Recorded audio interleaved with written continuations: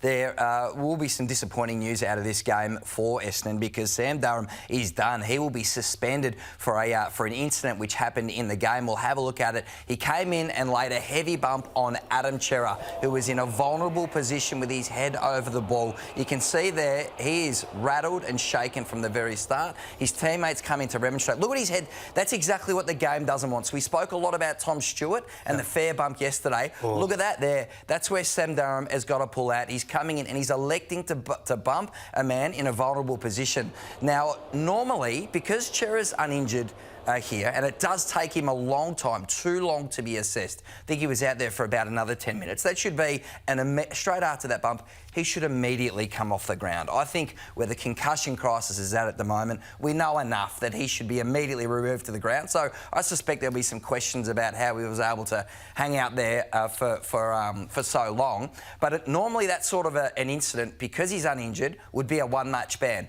But they've got a potential to cause serious injury upgrade clause, right? Which is an extra match. I think that'll be brought in for this one exactly because of that. You cannot get more vulnerable in a game of football than that situation right there. So I think that'll be upgraded to a two-match ban. How does that go with the pub test? Oh, I get really frustrated with these sorts of actions and I don't have any empathy for the player. So this has wheelchair written all over it, this sort of clash, and this is exactly why we need to stamp it out.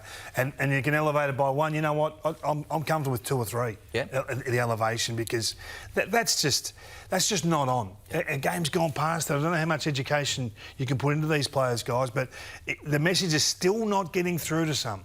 Yeah, I can't agree more. That's as dangerous as it gets. That is the most vulnerable, as you touch on, a player can be. And if Cerra had have just instinctively lowered his head instead of maybe lifted it, it could have been a disastrous result. So yeah, that's exactly the act that we need to take out of the game. Serious velocity and force in that bump. So they play Geelong and Freo, the next two Bombers, with Elijah Sardis or Dylan Shield might come in for one, but Durham is done. We've now got Ruby Schleiss, of course, doing some fantastic work, and she's got the Carlton coach Michael Voss with her. Well, Vossi, I assume the heart rate a little higher than when you were laying on the beach in Fiji.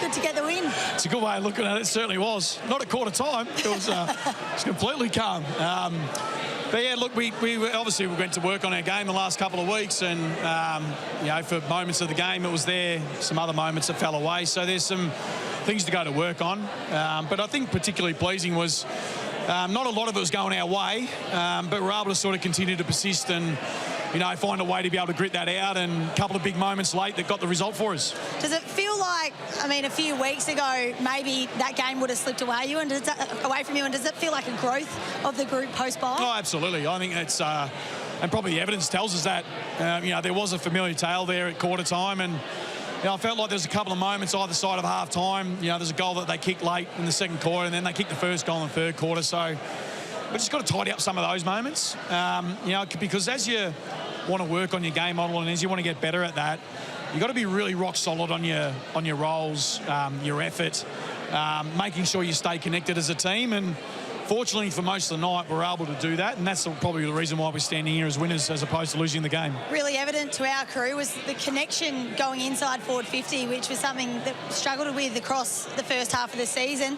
Where did you see that difference tonight, that you were able to connect so easily and smoothly going inside? I think there's a little bit of method to it and skill execution. Like, we spent a fair bit of time sort of breaking down what it actually was, and we're not there yet. We know that. I think the pleasing thing was we had probably 4 or 5 new pieces into our forward line. Sincotta came in, Fantasia's back. Obviously, McGovern went up forward. Hudson O'Keefe comes in and plays his first game. Like, 4 changes in one area is a big thing to try and go to work on and think you're going to have this really fluid game. It just won't happen. But the more they can play together, the more familiar they can be, you know, it's only going to make us stronger. Hudson O'Keefe, I mean, 5 contested marks in your debut game. You've got to be pretty happy with that from the young man. Yeah, he was. Yeah, it's really good. I'm really pleased for him because our development team's been fantastic. You know, we've been able to make some debutants. I reckon about 6 weeks ago, I wouldn't have said that he was AFL ready. I'm only looking over there because he's right there. He wasn't AFL ready, and he had to go to work on his game, and he was able to do that. He went to work hard himself, but then he had a development coaches that were, you know, worked with him really closely, big crews. his ruck coach. So, no, he was fantastic tonight. To be able to sort of see a debutant come out and clunk a few was pretty important for us. Absolutely. Well, Vossy, we loved watching your boys tonight. Congratulations. Go enjoy the win. Thanks for your time. Cheers. Well done to Ruby Schleiser and Michael Voss. Hudson O'Keefe did show some nice signs. So no Harry Mackay, but he was in there and took a nice couple of marks. Righto, Kingy, what's your first crack? Well, you've heard of the 21 gun salute. This is the 21 games salute. From now to the end of the home and away season, there are 21 games amongst the top 9 where they play each other. So we're fighting for 8th spot, and I'm going down to as far as the Western Bulldogs. I haven't got Carlton or Essendon in there. And these are the games that matter. These are the games that are going to sort whether you finish top 2, top 4, or even make the top 8. You've got to beat like types to elevate. And we've talked about this before. They'll scroll through as you go. Round 18 is going to be an absolute belter. Season shaper. Cannot wait till round 18 gets going. We used to call them 8-point games, but we've upgraded now.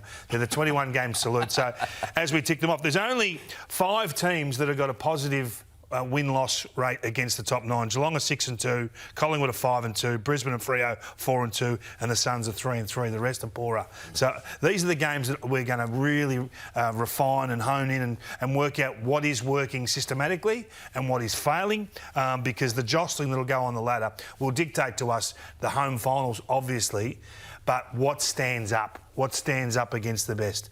Where the vulnerabilities lay. That's the challenge for the Bulldogs. My eye is drawn to them. So what are they, 1-6 against top 8 sides, only beaten GWS, and they popped up a few times. So that's going to be big for Luke Beveridge's men. Absolutely, and even the Adelaide Crows are now 2-4. Are they the real deal? We're going to find out over the next couple of weeks. I mean, they've got obviously the Hawks this weekend. So as these games come along, they're the ones we're really going to refine and drill down into.